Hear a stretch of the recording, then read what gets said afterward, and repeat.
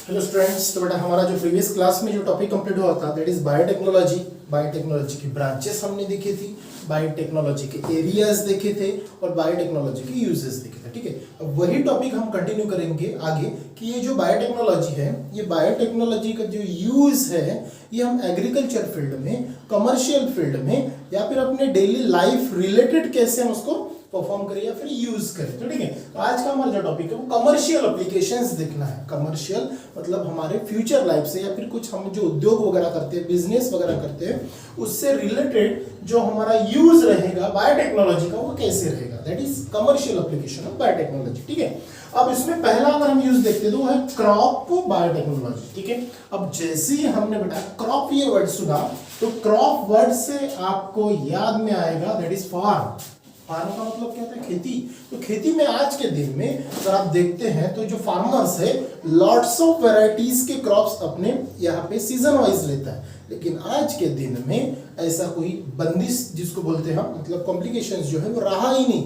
मतलब बायोटेक्नोलॉजी की मदद से एक नया कॉन्सेप्ट निकला है बाहर, that is poly house. Poly house के अंदर में क्या होता है कि जो क्रॉप्स है हम एनी सीजन में, एनी वेदर में आर्टिफिशियली वो क्रॉप के लिए वो वेदर जनरेट करके हम आज के दिनों में वो क्रॉप इंक्रीज और डेवलप कर सकते हैं ताकि उससे हमारा क्या हो, यील्डिंग बढ़े। ठीक है, साथ में कुछ नए कंसेप्ट भी आज आपके सामने मार्केट में आपको दिखते हैं या फिर अपने सामने आपको पढ़ाई में मिलते हैं।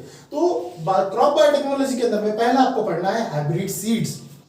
ठीक है, अब हाइब्रिड का मतलब क्या होता है, जिसको हम संकरित बोलते हैं। तो इसके अंदर में क्या होता है, दो डिफरेंट जीन जो होते हैं इन दोनों को एक दूसरे के साथ में मर्ज करते हैं। Got the point? मतलब two different types of energy combined to each other and to form only one types of energy that is called hybridizations. That is hybrid. अब ये hybrid किसका करना है आपको? सीड का। मतलब इसमें क्या करना है, दो डिफरेंट, ये पहली सीड और ये दूसरी सीड, मतलब इन दोनों को क्या करेंगे, जैसे पहला देखो मैंने स्टार से बनाया, दूसरा स्क्वायर बॉक्स से बना रहा हूं। मतलब क्या है, ये दोनों अलग अलग, कंसीडर करो कि ये दोनों अलग अलग है, स्टार है और ये बॉक्स है, मतलब दोनों अलग अलग प्रकार की सीड्स है। इन दोनों को मैंने मर्ज किया तो एक अलग ही प्रकार का देखो सर्कल दिखा है। इसका मतलब क्या हुआ, बस कल समझने के लिए है, स्टार, स्क्वायर और सर्कल। इसका मतलब दोनों अलग अलग कंपाउंड्स, अलग अलग जीन के सीड्स कंबाइन के, मर्ज के, और जो नया कंसेप्ट मिला दैट इज इन दोनों की तुलना में कुछ अलग ही रहेगा, दैट इज कॉल्ड हाइब्रिड। तो इसके अंदर में हमने अलग अलग देखे हैं, जैसे आज के दिनों में हाइब्रिड के इसमें 12 मंथ का जो टाइम पीरियड होता है, तो हर सीजन में आपको फ्रूट्स अलग अलग मिलते हैं, अलग अलग वैरायटीज के मिलते हैं। ठीक है, तो ये हाइब्रिड सीड का कंसेप्ट है। इसमें आपको लॉट्स ऑफ सीड मिलेंगी जो जेनेटिकली मॉडिफाइड रहेंगे, that is called hybrid seed. ठीक है, उसके बाद में जेनेटिकली मॉडिफाइड क्रॉप्स आपको देखना है। जेनेटिकली मॉडिफाइड क्रॉप्स के अंदर में आप क्या देखते हो कि जो फूल गोभी है, बराबर है ना, तो वो है आज के दिनों में आपको अलग अलग कलर्स के अंदर में मिलती है। मतलब कलर्स में जैसे व्हाइट कलर है या फिर येलो कलर है, फिर जो पर्पल कलर है, उसमें आपको मिलते हैं, लेकिन आपने देखे नहीं देखे वो थोड़ा सा अलग कंसेप्ट है, लेकिन आज के दिन में वो डेवलप हो चुके हैं। तो जेनेटिकली मॉडिफाइड, जेनेटिकल मतलब क्या होगा, जो भी क्रॉप्स है उसके जीन को चेंज करना, जीन को क्या करना, चेंज, और न्यूली क्या करना है, उनका मॉडिफिकेशन आपके सामने रखना, that is BT cotton. Cotton क्या है, ये कपास से रिलेटेड है।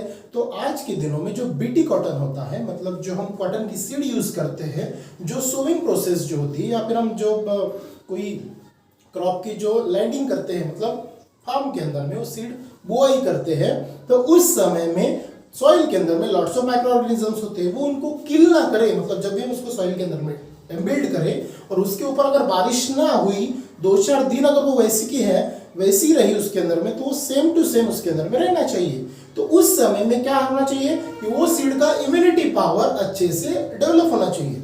तो उसके लिए क्या होता है, ये कंसेप्ट आपका जो है जेनेटिकली मॉडिफाइड यूजफुल होता है, दैट इज बीटी कॉटन। तो इसमें क्या होता है, ऐसी सीड जो होती है उनके अंदर में पहले से ही उनके बॉडी का इम्यूनिटी पावर डेवलप किया रहता है। ठीक है, तो ये बीटी कॉटन। बाद में बढ़ा गोल्डन राइस। अब गोल्डन राइस ये क्या है, ये विटामिन ए से रिलेटेड होता है जो इसको सिंथेसाइज करता है। इट मींस दैट 2005 से रिलेटेड ये कंसेप्ट आया है गोल्डन राइस का। तो ये क्यों बना, हमारा सिंपल राइस और गोल्डन राइस में फर्क क्या है, तो सिंपल है, ये बीटा कैरोटीन से डेवलप होता है। बीटा कैरोटीन, इसके अंदर में जो विटामिन कॉन्स्टिट्यूएंट होता है दैट इज प्रोटीन। तो ये क्या होता है, ये मैक्सिमम होते हैं एज कंपेयर टू अदर, मतलब 23 टाइम्स ऐसा मानना है कि as compare to normal rice 23 times of vitamin और जो प्रोटीन्स है ये गोल्डन राइस के अंदर में ज्यादा होते हैं, जिससे क्या होता है जो भी इंसान इसे एब्जॉर्ब करता है उसका इम्यूनिटी पावर क्या होता है, रिबिल्ड होता है और बढ़ते चलता है। क्लियर। नेक्स्ट वन है हर्बिसाइड्स टॉलरेंट प्लांट। अब हर्बिसाइड टॉलरेंट प्लांट जो मैंने अभी आपको बताया कि ऐसे कुछ प्लांट्स होते हैं जो हर्बिसाइड्स होते हैं, मतलब कुछ माइक्रो ऑर्गेनिज्म जो है वो प्लांट को खा जाते हैं, मतलब उनके लीफ के ऊपर आने के बाद में उसको क्या करते हैं, किल करना शुरू करते हैं। तो ऐसे कुछ प्लांट्स इसमें मेडअप होते हैं, फिर जनरेट होते हैं कि जो कुछ हर्बिसाइड्स होते हैं, मतलब जो दूसरों के ऊपर डिपेंड होते हैं, अगर वो उनके लीफ के ऊपर आए और उनको खा लिए तो वो लीफ खाने की वजह से उनकी क्या हो जाती है, वो कीटकनाशक जो भी है, सॉरी कीट जो है उनकी डेथ होती है। ऐसे ही उसको रीजनरेट करना, that is herbicides tolerant plant, मतलब किल अटैक जो होगा उसके ऊपर, जो कोई कीड़े मकोड़े उनको खाएगा तो वो ऑटोमेटिकली मर जाएंगे, उनका पेड़ भी बचेगा और मतलब वो क्रॉप भी बचेगा और वो जो है हर्बिसाइड्स उनका क्या होगा, सफाया होगा। तो ये पूरा कंसेप्ट जो होता है जेनेटिकली मॉडिफाइड क्रॉप्स के अंदर में आता है। ठीक है। नेक्स्ट पॉइंट जो आपका बायो फर्टिलाइजर। अब इसमें अब हम देखते हैं कि जो बायो फर्टिलाइजर का यूज आपको मैक्सिमम क्वांटिटी में आज करना है। क्यों? क्योंकि मैक्सिमम लोग आज के दिनों में इसके पर्याय में ये केमिकली फर्टिलाइजर या फिर केमिकल फर्टिलाइजर का यूज कर रहे हैं। कौन सा फर्टिलाइजर? Chemical fertiliser. अब इसका एक रीजन क्या हो रहा है कि जो केमिकल फर्टिलाइजर का आज के दिनों में एक्सेस यूज हो रहा है। अब केमिकल फर्टिलाइजर ये जो है ये can not be dissolve in soil, तो सॉइल के अंदर में जैसा का वैसा रिमेनिंग रहता है। ठीक है। लेकिन जैसे हम बायो फर्टिलाइजर अगर है तो जब जैसे हम कंपोस्ट जो फर्टिलाइजर यूज करें वो 100% क्या होता है, सॉइल के अंदर में डिसॉल्व हो जाता है। लेकिन केमिकल फर्टिलाइजर जो है ये सॉइल्स के अंदर में 100% डिग्रेडेबल नहीं होता, डिफ्यूज नहीं होता। इसका साइड इफेक्ट ये हो रहा है कि केमिकली फर्टिलाइजर एक्सेस यूज की वजह से उसका जो यूज हम एक्सेस क्वांटिटी में कर रहे हैं सॉइल के अंदर में एज इट इज बेटर है। क्लियर। अब इसका साइड इफेक्ट क्या हुआ, जो फर्टाइल सॉइल है, जो उपजाऊ जमीन है, वो आज के दिनों में कन्वर्ट हो रही है अनफर्टाइल सॉइल में। नतीजा क्या हुआ कि उसका साइड इफेक्ट हुआ कि आपका जो क्रॉप है उसका जो इफिशियंसी वो लेस हुई और उसका यील्डिंग जो है वो क्या हुआ, दिन ब दिन रिड्यूस हो रहा है। ठीक है। तो हमें क्या करना है, बायो फर्टिलाइजर्स का ही आज के दिनों में यूज करना है और केमिकल फर्टिलाइजर्स को अवॉइड करना है। Clear. Now next animal husbandry. मतलब आज के दिनों में हम एनिमल्स का जो संगोपन है वो कर तो रहे हैं, लेकिन वो नए प्रजाति के हिसाब से, जैसे हम काऊ का ये जो यूज करते हैं वो फॉर एग्जांपल किसके लिए, फॉर मिल्क यील्डिंग। तो मिल्क का यील्डिंग कौन सी प्रजाति की जो काऊ है वो कैसी है, जैसे दानरी, खिल्लारी, ये अगर है, जैसे जर्सी वगैरह हम बोलते हैं, तो वो प्रजाति की अगर एनिमल्स हम पालते हैं तो उसी समय में, उसी हेल्प में, उसी मदद में, उसी सब फूड प्रोडक्शन में, उसी सब सप्लीमेंट में आपका मिल्क यील्डिंग क्या होगा, दिन ब दिन इंक्रीज होगा। तो आपको एनिमल हस्बेंडरी कौन सी क्वांटिटी की, कौन सी प्रजाति की, ताकि क्वालिटी और क्वांटिटी ये आपका डेवलप हो, इसके लिए हमें क्या करना है, एनिमल हस्बेंडरी ये कंसेप्ट को यूज करना है। ठीक है। नेक्स्ट वन है आपका ह्यूमन हेल्थ। अब ह्यूमन हेल्थ आज के दिनों में तो अच्छा ही है। ठीक है। हर एक इंसान आज अपने घर में कैद है due to reason of corona. ठीक है। तो ह्यूमन हेल्थ बहुत ही इंपॉर्टेंट है और इसेंशियल है। और ये पेंडेमिक जो अभी चल रहा है, ये डिजास्टर जो चल रहा है, तो हर एक इंसान छोटे से लेके बड़े तक, बूढ़ों तक, ये ह्यूमन हेल्थ की केयर आज हर ईच एंड एवरी पर्सन कर रहा है। ठीक है। अब ह्यूमन हेल्थ अगर बिगड़ती है तो क्यों बिगड़ती है, क्योंकि जब भी हम रेस्पिरेशंस करते हैं, फूड एब्जॉर्प्शंस करते हैं, वाटर एब्जॉर्ब करते हैं, इन सभी चीजों में क्या होता है, excess amount of viruses, micro organisms directly और इनडायरेक्टली आपके बॉडी के अंदर में बिल्ड होता है। ड्यू टू रीजन क्या होता है कि हमारा जो इफिशियंसी, इम्यूनिटी पावर अगर लेस है तो आपकी बॉडी के ऊपर अटैक करेगा, ड्यू टू रीजन आपकी हेल्थ बिगड़ेगी। दैट इज हम उसको बोलते हैं कि हमें डिसीज हुआ या फिर हम बीमार हो चुके। ठीक है। तो ह्यूमन हेल्थ, तो ह्यूमन हेल्थ अगर अच्छी रहनी चाहिए, अच्छा उसमें कुछ नहीं होना चाहिए, सब सही है, तो उसके लिए हमें क्या करना है, तो उसके लिए पहला पॉइंट देखो क्या है, वैक्सीन और वैक्सीनेशंस तैयार करनी है, चाहे हमारी हेल्थ हो या फिर क्रॉप से रिलेटेड हेल्थ हो। तो वैक्सीन है, तो वैक्सीन फॉर्मेशन अभी बोलते हैं कि कोरोना के वैक्सीन आ गए, लोगों को लगना भी शुरू हो गया, उसके 2 स्टेप्स है। ये सब फॉर एग्जांपल कॉलरा हो गया, टाइफाइड हो गया, टीबी हो गया, लॉट्स ऑफ डिसीजेस है, हर एक इसका आज के दिनों में आपको क्या मिलता है, वैक्सीन मिलता है। तो कुछ ऐसे डिसीजेस है जिनकी वैक्सीन है, किसकी वैक्सीन नहीं है, कुछ रिसर्च में है। ठीक है। तो वैक्सीन है, वैक्सीनेशंस क्या है ये आपको पता है अच्छे से। क्या करना है, जब भी वैक्सीन हम तैयार करते हैं तो उनका जो इफिशियंसी पावर है वो चेक करते हैं, और जब भी हम अपनी बॉडी में वैक्सीनेशन यूज करते हैं तब हमारी बॉडी का इम्यूनिटी पावर क्या होता है, जनरेट होता है, रिबिल्ड होता है, जिसके चलते हमारे बॉडी के अंदर में जो भी एक्सेस वायरसेस और माइक्रो ऑर्गेनिजम्स इंक्लूडेड हुए उनको वो किल करें। ठीक है, नाउ नेक्स्ट पॉइंट है ट्रीटमेंट। अब जब भी हमें डिसीज होता है या कुछ भी होता है हम क्या करते हैं, ट्रीटमेंट करते हैं। ये हो गया ह्यूमन हेल्थ से रिलेटेड। अगर मान के चलो क्रॉप से रिलेटेड अगर कुछ प्रॉब्लम्स हुआ, उनके ऊपर कुछ डिसीज आए, तो उस समय में हम क्या करते हैं, तो आपने देखा होगा कि जो फार्मर्स है उस समय में उनके ऊपर पेस्टिसाइड्स कंट्रोलिंग करते हैं, दैट इज फवारनी जिसको हम बोलते हैं।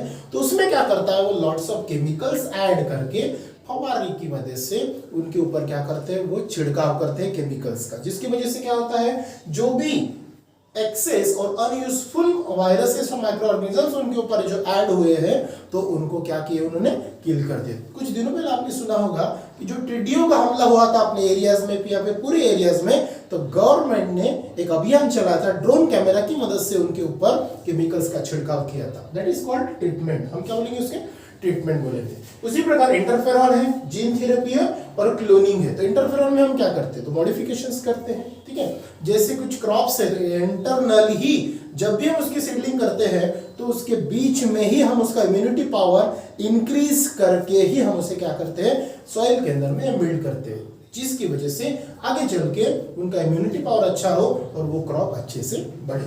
नेक्स्ट है जीन थेरेपी। जीन थेरेपी का मतलब क्या होता है, तो जीन थेरेपी जो होता है कि तो जीन थेरेपीज के अंदर में जो जीन है उनकी इफिशियंसी, इम्यूनिटी पावर जो है ऑलरेडी एक्सिस्ट किया जाता है। ठीक है, अब जिसके अंदर में क्या होगा, जो जीन है जो मॉडिफाई हमने किया है बायोटेक्नोलॉजी की मदद से, या फिर सिंपल जीन अगर लेते हैं तो उनके ऊपर जो माइक्रो ऑर्गेनिजम्स है या फिर कोई और चीजें जो अटैक करे और उनको क्या करे, वो डिस्ट्रॉय ना करे, इसके लिए हमें जीन थेरेपी का यूज करना है। नेक्स्ट वन है क्लोनिंग। अब क्लोनिंग क्या होता है, two different types of gene को हम मर्ज करते हैं। जैसे हमने यहाँ पे जेनेटिकली मॉडिफाई देखा या फिर हाइब्रिड सीड देखा।